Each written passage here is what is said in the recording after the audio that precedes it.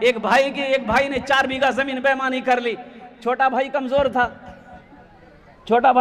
था, तो छोटा बोले नहीं भैया जमीन तो छोड़ी न दो। बोले चुप, ये लाठी देखे जे मार वो। अब कमजोर आदमी तो चुप ही नहीं कह रहा। पूरे मोहल्ले में बेचारा घर घर जाके बोला, यो हमारा भैया को समझाइए ना, वो 4 बीघा जमीन देखिए मेरा दबा लिया है, दे नहीं रहा, कुछ बोलते हैं ना मारता है। तो लोगों ने कहा कि तू पंचायती बैठा, मुखिया को बोला, सरपंच के बोला, प्रमुख के बोला, पूरे मोहल्ले वाले को बैठाओ, पंचायती करो, वो जमीन कहाँ देगा, एकदम देगा। मुखिया को बोला, प्रमुख को बोला, सरपंच को बोला, पार्षद को बोला, मेंबर को बोला, पूरा गांव वाला जमा हुआ। उसके बड़े भाई को बुलाया गया। मुखिया जी बोला, अरे भाई ये तुम्हारा छोटा भाई है, इसकी जमीन दे दो। सरपंच साहब बोला, मुखिया साहब बोला, प्रमुख साहब बोला, पूरा मोहल्ला वाला बोला कि नहीं बात सही है, ये गलत है, छोटे भाई का जमीन नहीं दबाना चाहिए, तुम बड़े भाई हो, जमीन इसको तुम वापस कर दो। तो वो सबकी बात सुना खड़ा हुआ, बोला मुखिया जी हम आपकी भी बात मानते हैं, सरपंच साहब आपकी भी बात मानते हैं, पूरे मोहल्ले वाले आपकी भी बात मानते हैं, लेकिन हम जमीन नहीं देंगे। तो मान लो कहाँ। तो लोगों ने छोटे भाई को समझाया कि बाबू सब्र कर लो, नहीं देगा। ये बेईमान नंबर 1 है, जमीन नहीं देगा। छोटे भाई ने सब्र कर लिया कि इसका इंसाफ अल्लाह करेगा। कुछ दिन के बाद, कुछ महीनों के बाद हज का महीना आ गया। बड़े भाई ने सोचा थोड़ा हज कर लेते। ओहो, हज की पूरी मुकम्मल तैयारी हो गई और कुर्बान जाओ जिस दिन हज में निकलना था, सोचा कि थोड़ा सा हज़रत से मुलाकात कर लें, मौलाना निसार साहब की दुआएं ले लेंगे, अल्लाह वाले हैं, इनकी दुआएं लग जाएगी, हम मक्का मदीना पहुंच जाएंगे, सफ़र आसान हो जाएगा। अब मदरसा दारुल उलूम, मौलाना निसार साहब के पास वो आदमी पहुंचा, सलाम किया, बैठा। तो मौलाना निसार साहब सारा वाक़े से वाकिफ़ थे, सारे वाक़े से वाकिफ़ थे मौलाना निसार साहब कि ये जो मेरे सामने में बैठा है बेईमान नंबर 1 है। अगर इम्तिहान बेईमानों का लिया जाए तो ये फर्स्ट डिवीज़न में पास करेगा। तो मौलाना निसार साहब ने कहा कि कैसे बाबू, कैसे आना हुआ? बोले हे मौली साहब तोरा मालूम नहीं छो? बोले नहीं। बोले हम हाँ जाओ में जाइए हो। बोला अच्छा, हज में जा रहा तो पिछले का मामला फीट फाट है। बोला कि हजरत पीछे कौन मामला है, हम तो साफ सुथरा आदमी हैं। तो मौलाना निसार साहब को मालूम था कि अपने छोटे भाई का 4 बीघा जमीन बेईमानी किया है। तो हजरत ने कहा कि अपने भाई के जो 4 बीघा जमीन बेईमानी किए हो उसका। बोला अल्लाह हजरत, उसी को माफ कराने तो हम जा रहे हैं। माफ होगा? अरे बोलो भाई माफ होगा और कुर्बान जाओ।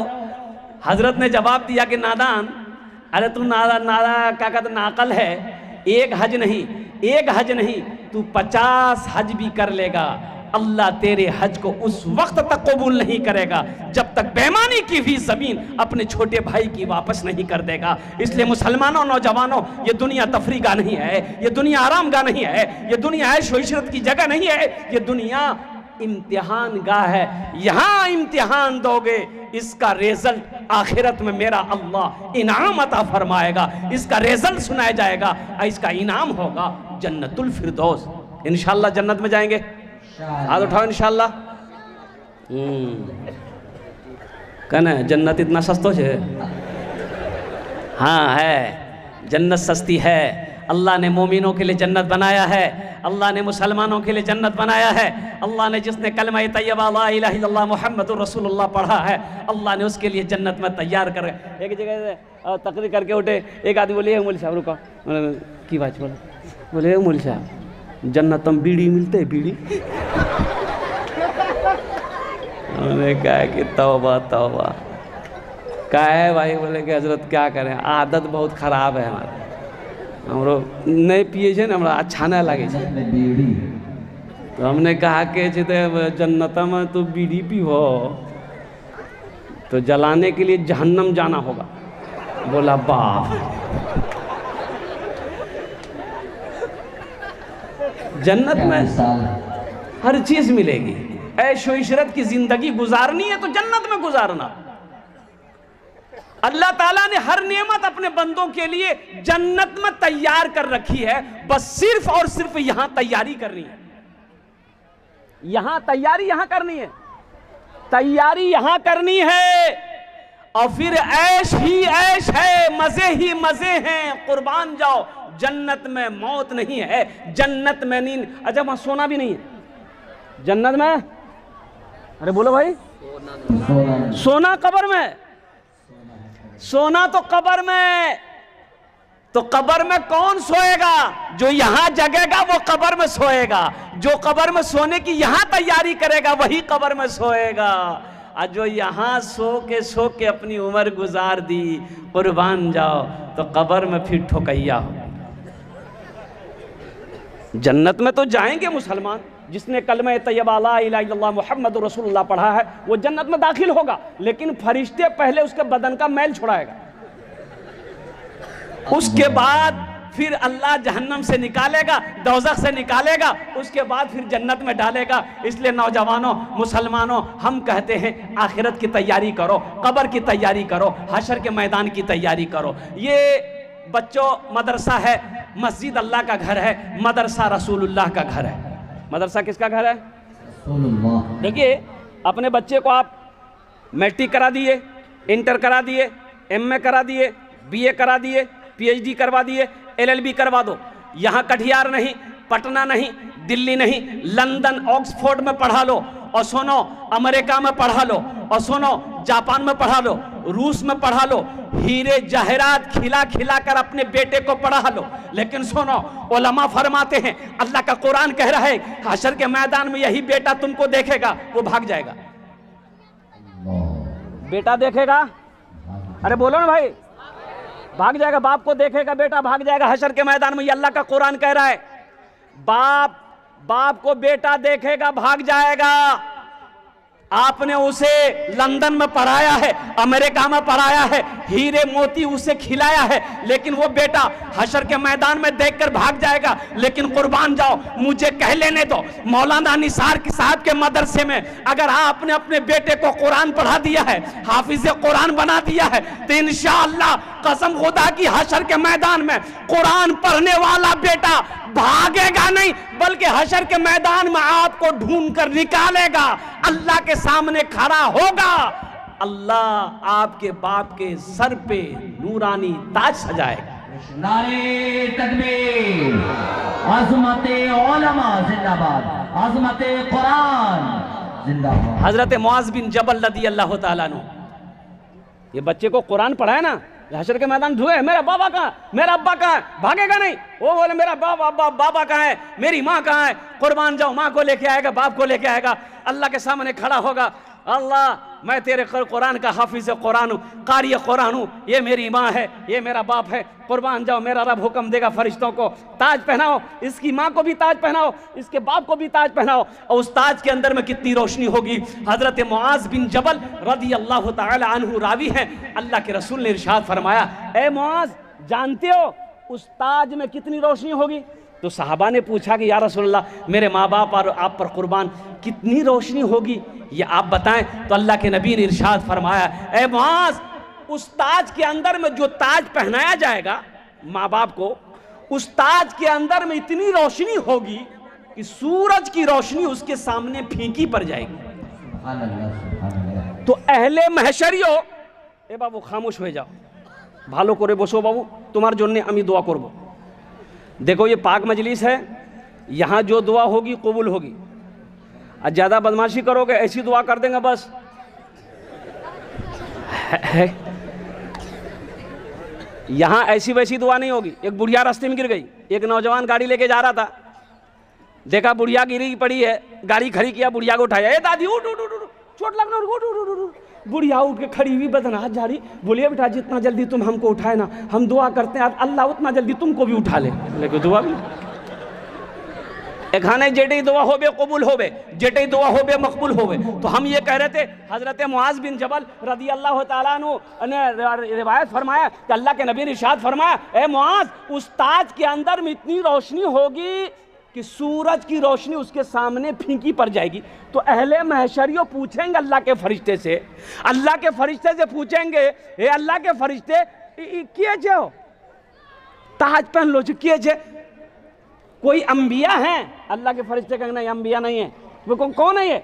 कोई वली है? नहीं वली नहीं है। कौन है? कोई कोई शहीद है, इन्हें शहीद भी नहीं है, सालेहीन है, सालेहीन भी नहीं, सिद्दीकीन है, सिद्दीकीन भी नहीं, फिर कौन है? तो अल्लाह के फरिश्ते जवाब देंगे, ये वो बाप है जिन्होंने दुनिया के अंदर में अपने बेटे को हाफिज कुरान बनाया था, जिन्होंने दुनिया के अंदर में अपने बेटे को आलिम दीन बनाया था। अल्लाह ने उसके बाप के सर पे नूरानी ताज सजाया। इंशाअल्लाह अपने बच्चे को कुरान पढ़ाएंगे मेरे भाई।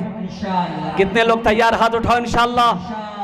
अरे अपने बच्चे को कुरान पढ़ाओ मुसलमानों, अपने बच्चे को कुरान पढ़ाओ। कम से कम मर जाओगे तो ये बच्चा कुरान पढ़कर अल्लाह की बारगाह में अगर दुआ के लिए हाथ फैला दे, शायद अल्लाह कुरान के सदक़े में आपकी बख्शो मग़फ़िरत फरमा दे। अपने बच्चे को कुरान पढ़ाओ।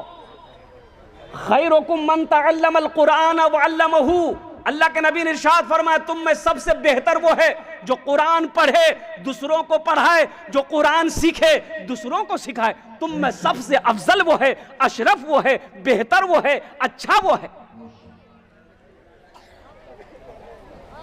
यहां तो कुछ लोग मदरसों को देखकर कहते थे की जो बोले मदरसा है, बोले मदरसा नहीं है, मौलवी चंदा करे एक जगह है। मदरसे ना हो आप जिंदगी गुजार लोगे? ए बाबू ठीक से बैठो। मदरसे ना हो जिंदगी गुजार लेंगे? आलिम ना हो जिंदगी गुजार लेंगे? मुफ्ती ना हो जिंदगी गुजार लेंगे? हाफिज ना हो, कारी ना हो, जिंदगी गुजार लोगे मुसलमानों? नहीं गुजरेगी, नहीं गुजरेगी। मौत पैदाइश से लेकर मौत की सुबह तक हर मोड़ पर मौलवी की जरूरत है। और सुनो, अल्लाह के रसूल ने इरशाद फरमाया, जन्नत में भी चले जाओगे अगर तुम वहां भी मौलवी की जरूरत पड़ेगी। घर में बच्चा पैदा हुआ, क्या करोगे? किसको बुलाओगे? अरे बोलो ना भाई, मौलवी साहब को। कहा है बच्चा पैदा तुम करो, और मौलवी साहब को क्या बुलाओगे? अजान देने की। हाँ, कहा है तुम अजान नहीं दे सकते, खाली नाम के मुसलमान हो। हाँ, अजान मौलवी साहब देगा। अब बच्चे का अकीका करेगा तो मुर्गा का गोश्त खाएगा ही, अजान मौलवी साहब देते। लगे हाथ बच्चे का नाम रखना है, नाम कौन रखेगा? नाम कौन रखेगा? हाँ, दादो। तो दादो रखेगा तो फिर वैसा ही नाम रहेगा, मंगरूबदू।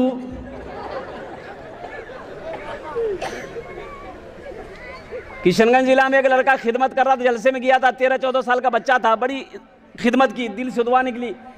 मैंने उसके सर पे हाथ रखा, हमने कहा कि बेटा ती मोरनी दिल खुश करे दिलो। वहाँ सुरजापुरी बंगाली बोलते हैं। तो हमने पूछा कि बेटा तोर नाम की छोकरे? बोले नहीं बोलूँ, मुग लाज लागो। बोला हम नहीं बता पाएंगे, मुझे शर्म आ रही है। तो हमने कहा कि तू पहला बच्चा है जो अपना नाम बताने में शर्म आ रहा, बोल नी नाम की छो, बोल नी। बोले हजरत मोर नाम नी, मोर नाम छे फटकन। बोले फटकन के रख्याल को रे? बोले मोर दादो रख्याल की। तो तोर दादोर नाम की रे? बोले मोर दादोर नाम रहे लटकन। बोलो दादो से रखवाओगे तो यही सब नाम रखाएगा। बच्चे का हक मत मारो। एक बात याद रखना, माँ बाप के बेशुमार हुकूक औलाद के ऊपर में है, लेकिन औलाद के भी कुछ हक माँ बाप के ऊपर में है। औलाद का हक ये है, बच्चे का हक माँ बाप के ऊपर में ये है कि बच्चा जब पैदा हो दाहिने कान में अजान दो, बाएं कान में तकबीर पुकारो। ये बच्चे का माँ बाप के ऊपर में हक है। बच्चे का अच्छा नाम रखो, ये बच्चे का माँ बाप के ऊपर में हक है। बच्चा का 7 दिन हो जाए तो बच्चे का अकीका करो, अल्हम्दुलिल्लाह। और बच्चे की अच्छी तरबियत दो, बच्चे को दीन सिखाओ, बच्चे को कुरान पढ़ाओ, ये बच्चे का हक है। बच्चा वही बच्चा जवान हो जाए तो नेक लड़की देखकर उसका निकाह कर दो, ये बच्चे का हक है माँ बाप के ऊपर। बहुत सारे लोग यहाँ पर होंगे, इसलिए कि वक्त की किल्लत है, मैं तकरीर को अपनी बातों को तवील करना नहीं चाहता। बहुत सारे लोग यहाँ पर इस मजमे में हैं, वो सोच रहे होंगे कि काश हशर के मैदान में मेरे सर पे भी ताज होता, अल्लाह पहनाता। लेकिन अफसोस हम अपने बेटे को हाफिज कुरान आलिम दीन नहीं बना पाए, हम अपने पोते को नहीं बना पाए। एक अमल है, अल्लाह के ख़जाने में किसी चीज़ की कमी नहीं है भाई? अल्लाह के ख़जाने की कमी है? और बोलो भाई है? नहीं है? तो सुनो मुसलमानों, क्या आप चाहते हो कि ये हाफिज कुरान मेरे हाथों को पकड़े जन्नत में? एक हाफिज कुरान 10 आदमी को जन्नत में लेकर जाएगा। एक हाफिज कुरान कितने को लेकर जाएगा? अरे बोलो भाई कितने लोग? हाथ उठा के बताओ ना, कितने लोगों को? 10 आदमी को जन्नत में लेकर जा। ए बाबू, ए बैठिए बैठिए। हे बाबू, हे हल्का होना है, जो गड़बड़ कर देगा।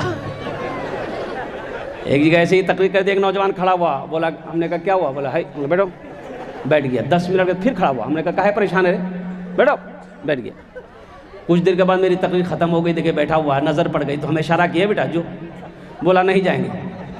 हमने कहा काहे नहीं जाएगा, वो नौजवान बोला क्या करने जाएंगे, जो करने जा रहे थे वो यही होगी, अब जाने की ज़रूरत नहीं है। हाँ, बहुत सारे लोग इसमें ऐसे हैं, वो चाह रहे होंगे काश मैं अपने बेटे को भी हाफिज कुरान आलिम दीन बनाया होता, मेरा पोता भी हाफिज कुरान आलिम दीन बना होता। अल्लाह अकबर कबीरा। एक हाफिज कुरान 10 आदमी को जन्नत में लेकर जाएगा। 10 आदमी को। एक हाफिज कुरान कितने को लेकर जाएगा भाई? 10 आदमी को। एक वकील साहब कितने को लेकर जाएगा? वकील साहब नहीं, इंजीनियर साहब, प्रोफेसर साहब, अब बड़ा बाबू दरोगा जी, वाह, वो तो खुद ही खतरा में रहेगा। अच्छा, एक आलिम दीन, एक आलिम दीन, एक अल्लामा मौलाना, एक आलिम दीन कितने को लेकर जाएगा? एक हाफिज कुरान 10 आदमी को लेकर जाएगा।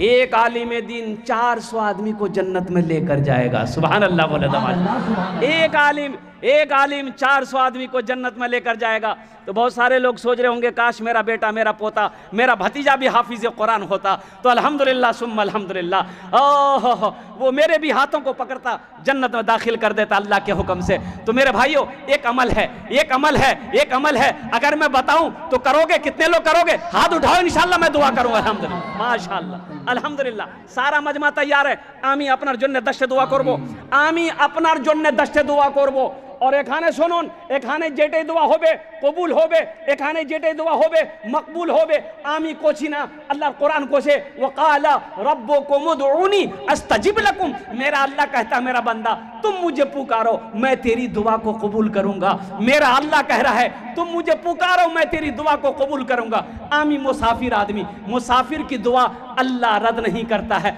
हम 10 दुआ करेंगे इंशाअल्लाह। बेटे को हाफिज नहीं बना पाए, पोता को हाफिज नहीं बना पाए, आओ एक अमल कर लो इंशाअल्लाह, इंशाअल्लाह, इंशाअल्लाह एक अमल कर लो। अल्लाह के खजाने में किसी कमी नहीं है।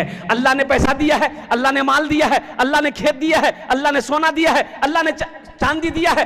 आओ अपने पैसे से, अपने पैसे से, अपने माल से, अपनी दौलत से एक बच्चे को हाफिज कुरान बना दो। मदरसा दारुल उलूम में मौलाना निसार साहब को कह दो कि हजरत एक बच्चा हाफिज कुरान बनेगा, उसका खर्चा हम उठाएंगे इंशाअल्लाह।